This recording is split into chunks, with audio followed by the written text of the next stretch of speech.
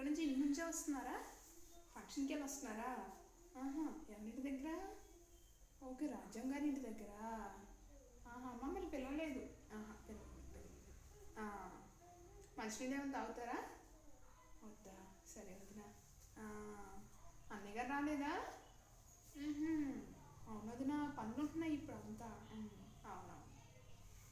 అరే నాన్న ఇట్రా అమ్మా, ఇట్రా. ఆంటీ వాళ్ళు వచ్చారు, ఇట్రా. ఏసీ, ఆంటీ వాళ్ళు వచ్చారు. ఏసీ ఏసీ లేకుండా ఉండలేకపోతున్నాం వదిన, అసలు అలవాటు అయిపోయింది బాగా.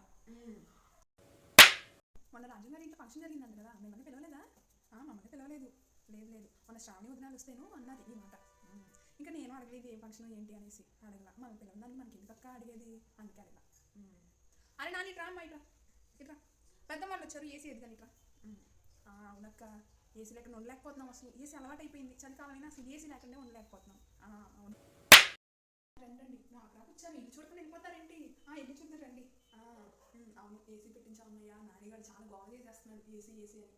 ఎంత సంపాదించినా వాళ్ళ కోసమే కదా అని ఆయన పెట్టించేసాము. అవును. అరే నాని, నాని లే, ఏసీ ఆఫ్ చేయి ఫస్ట్. నీకు అసలు ఏం తెలియట్లేదు. చలికాలం కూడా ఏసీ కావాలా నీకు? పెట్టించాం కదా, నువ్వు రోజు వేసుకొని పడుకోవడం కాదు. లే, ఫస్ట్ ఏసీ ఆఫ్ చేయి. లే, ఏం తెలియట్లేదు నీకు అసలు. సంపాదిస్తే కానీ తెలియదు నీకు అసలు. ఏంటిది పని చేసి రావట్లేదా? Okay okay,